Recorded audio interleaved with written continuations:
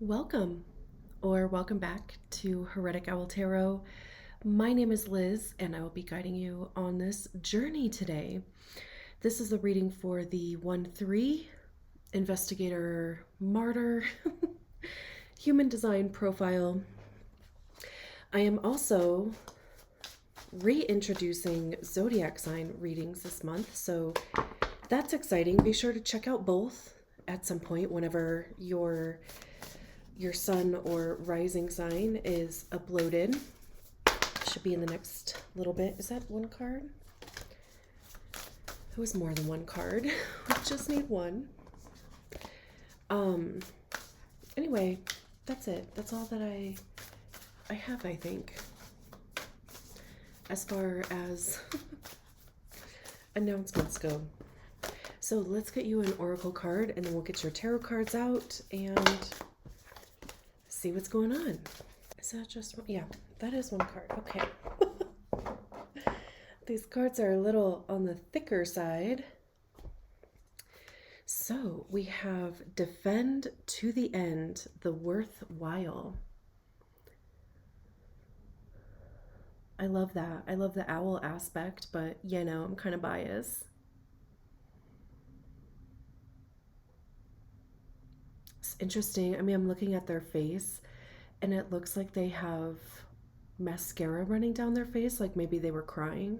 I mean, it could just be like warrior makeup because, of course, defend to the end, the worthwhile, right? Like being in a position of like standing your ground, having to defend something. But of course, I mean, even just the emotional element of something, like if you truly believe in what you're doing or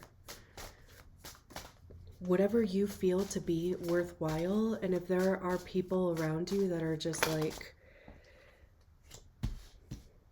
no, that can be emotional. We have the Knight of Wands, we have the Seven of Swords, Ace of Pentacles, Ten of Swords, Three of Swords. Yeah, like, again, one more.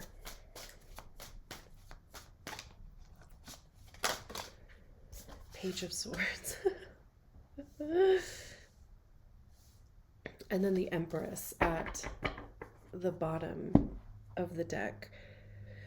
Let me just make sure everything is in frame here, and then we'll start talking about your reading. Okay. I feel like these first two cards are like it's like confirmation of the oracle card because they have the same vibe to them, but let's just see what the book says.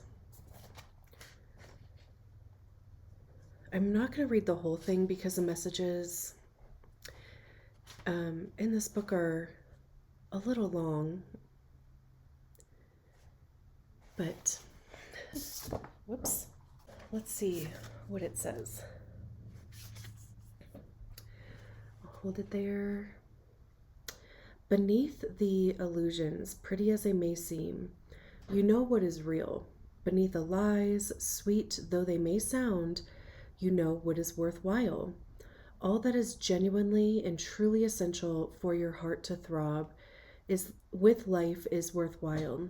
Anything that dulls it or suffocates its vibrant aliveness must be questioned, challenged, and more than likely cast aside, for the heart is our key to living an authentic life.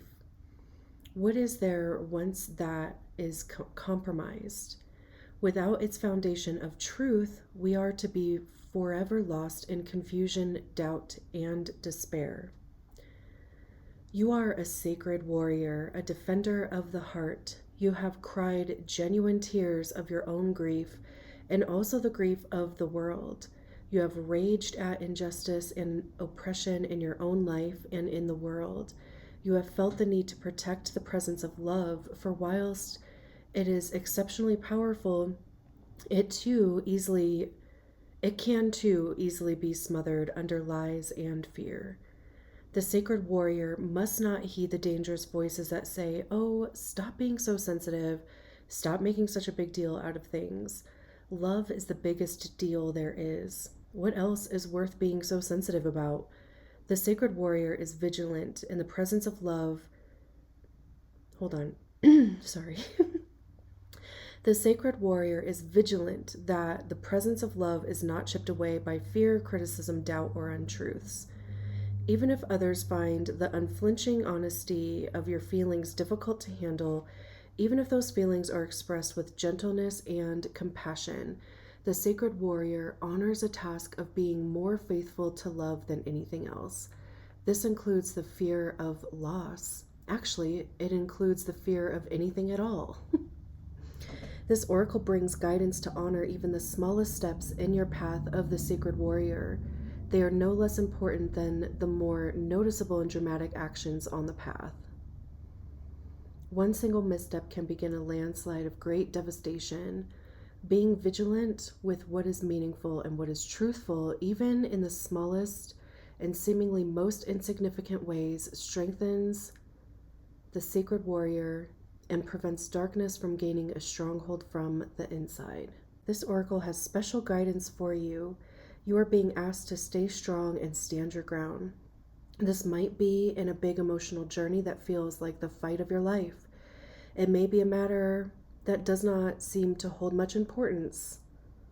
Perhaps you are contemplating the idea that you feel could be something, but those around you declare it is nothing.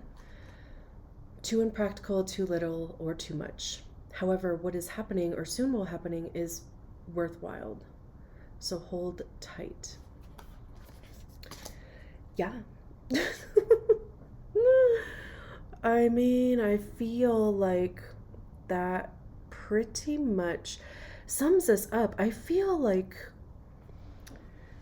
1-3s have especially just been going through it the last couple months. I'm not one of those people that like remembers every single reading that I do,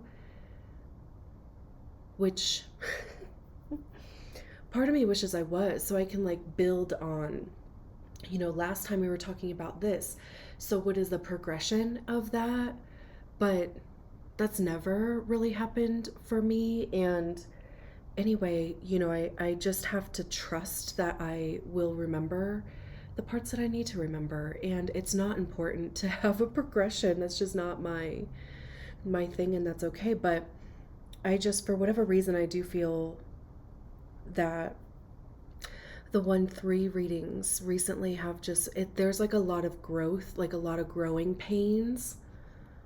And it is a lot of standing your ground, having to be sure of yourself, of your decisions, of what you're doing, what you want to do, what you even want to try.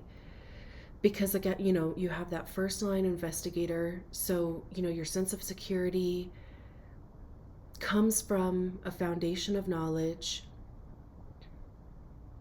However you obtain that knowledge, it's not like sitting down and reading books or going to school or, whatever. I mean, it's just kind of getting that hyper focus on something that you become interested in for as long as you're interested in it or until, you feel like you have enough or you gained enough information on it. But then that third line is taking what it is that you've learned or researched or compiled and putting it into practice, seeing if it holds water, right? Like seeing if you like it. That third line is all about trial and error.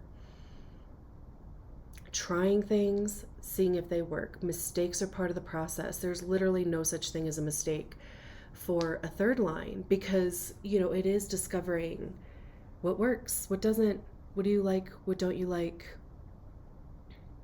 making and breaking bonds, right? It's like meeting the right people, getting what you need out of that connection, and then maybe the bond breaks. Even it doesn't even have to be permanent, right? I mean, it could be for an hour. It could be for days. Anyway, it's interesting. We have 5 swords cards out here, 2 earth cards. So again, this definitely does feel like some sort of growing pains. and having to, be in this energy 2 and 3, that breaks down to a 5, which is, fives are transitionary energies again, even with a growing pain thing.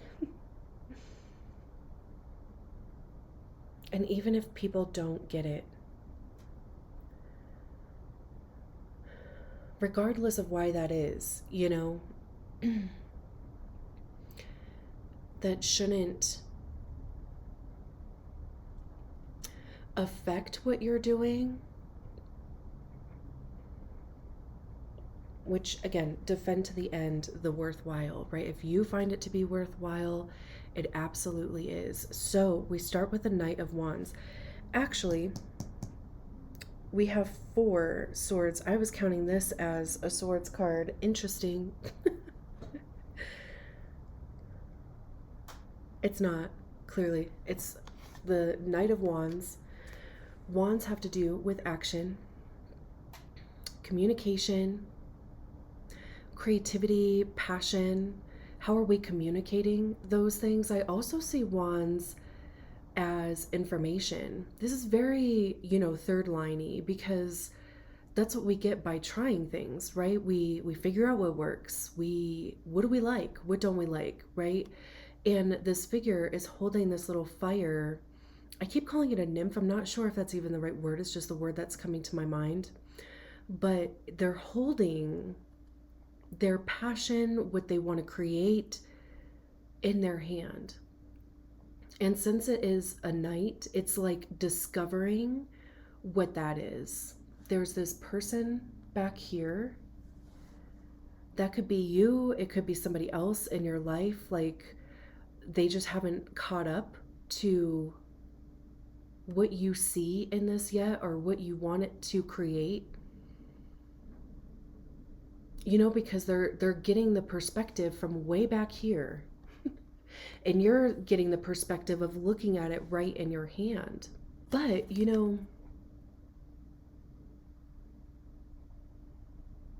what's also interesting is that, so like I said, this is a little fire person. It does have like a face and everything. I don't know if you'll be able to see that. But, and it's kind of like even just this energy of, is this guy protecting this thing? Because, if you set it down in the forest, it's going to demolish everything. So there's this feeling of protecting, or even defending, going back to the oracle card, what is worthwhile to you. And what is worthwhile is what you are passionate about, what it is that you want to create in the world out of that passion.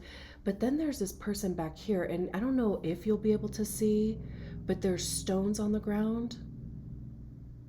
And it's almost like they've found the perfect place to start this fire. I can't tell if they have any like wood in their hand. Part of me is assuming, because I know in the Queen of Wands, the campfire is already started. I know that. You might know that if you've seen this deck before, but anyway, it's also even just kind of this feeling of, maybe there is somebody else around. That could even be your higher self, really. It doesn't have to be somebody external to you. But here you are, holding this thing in the palm of your hand, right? And then maybe it doesn't even have to be somebody that you know. It could be an idea or something that you see on social media somewhere, or that, it's just a conversation that you're having with somebody, and they're like, oh, I saw somebody doing this with the same type of thing that you're talking about. So it's like expanding an idea of what is possible, because again, like this person back here, it's like they've found the perfect place to set this flame down, where it's going to be safe, where it can grow into like a literal fire, campfire, right? So whoever this person is, it could even be a mentor. It could be a friend. It could be literally anybody, but it's like all of a sudden there appears this perfect idea, this perfect place to put or to manifest this creation. But it is paired with the Ten of Swords. And again, there's two people on this Ten of Swords or on this card. You could be either one of them. Tens are completion. Clearly, I mean, this person is on the ground. Swords have to do with our mind, thoughts, ideas, how we're perceiving our realities as stories that we're attaching to things, how we're communicating our ideas too. I see swords as being the suit of ego also, because that's generally where we hear our ego. I mean, we can feel it in our body too, but we usually hear it in our mind. And our ego is created by the stories that we've attached to feelings, to experiences, to people, to ourselves, right? They're the stories that were either told to us, you're too much, you're too little, you're too whatever. And maybe we took that as being true because it was told to us by an authority figure or somebody that we quote unquote looked up to. And it became part of our identity, our personality. Not that it's true. We get to decide that, right? We're more than likely adults now, so we get to decide if those stories are actually true or not. So is this figure over here, are they coming to help? Or are they coming to finish the job? I feel like they're coming to help. That was the first thing that came to my mind when I saw the card, or when I was like focusing on them. This feels like somebody coming to put you out of your misery, but not in a bad way. Because again, right? I mean, even on this Knight of Swords, there's this energy of some even if it's an action that you take or an action that somebody else takes or even motivates you to take, because wands are motivation too, right? I mean, it's the motivation behind the actions that you take. So, if it feels like if you have been in an energy of, again, having to be in the self-defense thing, defending something, it's like there's finally going to be some level of assistance coming in to help you bring this creation into life and put your mind at ease.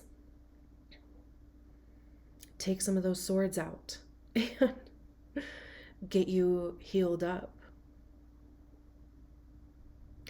Now it's interesting because we have the Seven of Swords paired with the Three of Swords. Now this can go a couple different ways. We'll talk about both. So the Seven of Swords generally talks about, I never know which way to, sorry, to put the card. So the Seven of Swords generally deals with deception, trickery, betrayal, manipulation. Traditionally, in the Seven of Swords, there's a figure that's like tiptoeing out of a camp, holding on to all these swords. And what the meaning behind that is that they are purposefully handicapping their opponent, because if they don't have swords, they can't fight. So they're making the odds better for themselves, but they're doing it in a way of, calculation and, again, kind of manipulation. I also see this card as being the card of fooling yourself, like self-sabotage, because it is handicapping yourself, especially, and that's why too, I see swords as being the suit of ego, because our ego will try its best to stay in homeostasis, right? It like triggers our nervous system, our parasympathetic nervous system, and well, it takes us out of parasympathetic, right? Yeah, puts us in sympathetic. Is that right? Because, right, I mean, we get used to a certain level of anxiety and being in our body. So again, like this self-sabotagey kind of energy comes up because it becomes the stories that we tell ourselves. I mean, this person, it looks like they're hiding in a closet. So, there's this vibe of not allowing yourself to be seen, or kind of slinking in the shadows, or staying on the sidelines. Also, even too, it's like I keep hearing like waiting for the right opportunity. But the problem too with that it's like dropping into the problem with that is, if it doesn't look a certain way, then you won't know to come out of the closet, proverbial closet, right? But if you're sitting there like, okay, I know that I'm being successful when this happens, or when I get this type of a response, or when I feel this way in my head, right? It's like attaching an outcome, attaching some like a level of success. So if it doesn't look a certain way, then you won't believe it, or you won't go for it.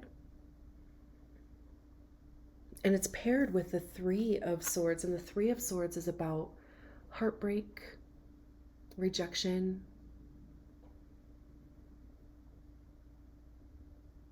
But again, this is how it lives in your mind.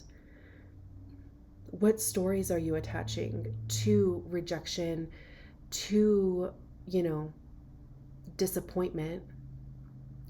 Because again, if it doesn't end up looking the way that you think it should look, you think that it's maybe a failure, or that it's never going to be successful, or whatever.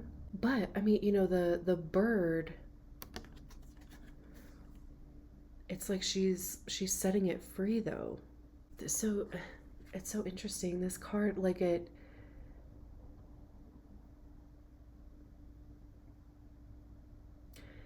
I keep getting these like feelings of detachment, but not detachment in the sense of not attaching an expectation. It's like just putting it out there instead of keeping it so close and almost trapped. It's putting it out there and letting it do its thing. How interesting. And especially with this defend to the end, the worthwhile. Because if those tears are coming from disappointment, if those tears are coming from fear, from doubt, from having unmet expectations, then, first of all, don't give up. I also feel like that's a message that I've said to 1-3s for a couple times at least. Like, don't give up. Don't, keep trying, keep focusing on whatever your passion is. And especially even to this message of this help coming in, in whatever capacity that help is coming in, maybe finally being recognized, maybe, either way, help is on the way. What's that movie? Mrs. Doubtfire? I can't do his accent, but I just keep like hearing it in my head. And especially, so we have this Ace of Pentacles here. It's a brand new opportunity. Pentacles have to do with our money, how we get it, how we save it, how we spend it, its value and worth.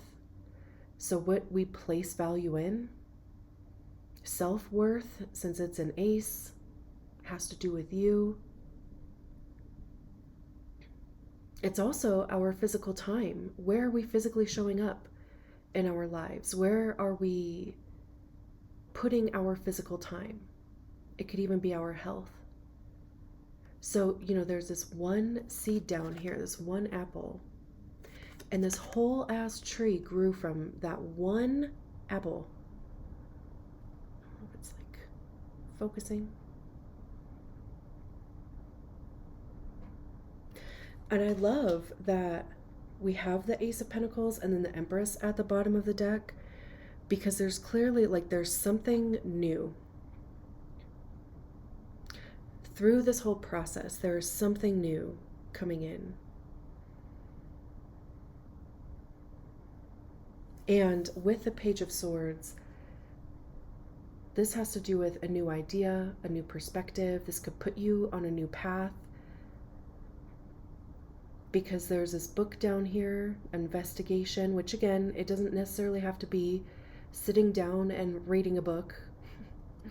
I don't get down like that myself. I'm a 5/1, so I have that first line on the unconscious side. But it's just the representation of knowledge, or again, investigation, since we're talking about you. And then there's this orb up here.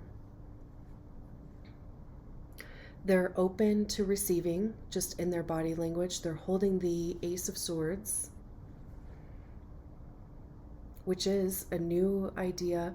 So they already have the Ace of Swords. So there's already this new idea clearly that's up here. It's just floating around in your consciousness, which could be even a business venture or how you make money. Maybe you decide to try something new. You have an idea. It's like seeing your own growth in some aspect with the Ace of Pentacles, because this tree is already, it's already producing fruit. So it's not necessarily brand new. It is an ace, so it is something new, but it's like starting from experience, not starting from scratch type of thing. And it could involve a stream of income based on a new idea, or even an idea that you've already had. We have the Empress at the bottom of the deck, which is abundance, fertility, but in the sense of reproducing, opportunity, reproducing, abundance, whatever it is that you are creating. This is the continuance of that. Flourishing, expansion. This is also the divine feminine, the energy, not the gender. So it's about receiving, going with the flow, intuition, nurturing. All of those things that are imperative to reproduction.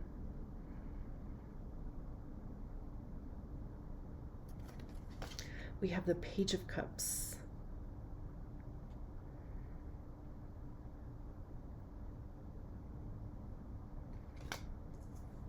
Which again, it's almost like being led by your heart. Cups have to do with our emotions. They're on this boat in this crazy ass water.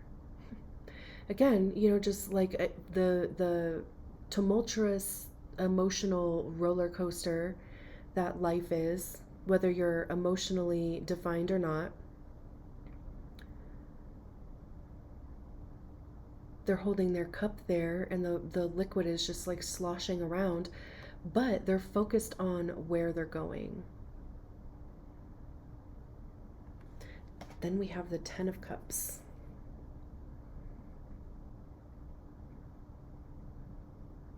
Which is dreams coming true.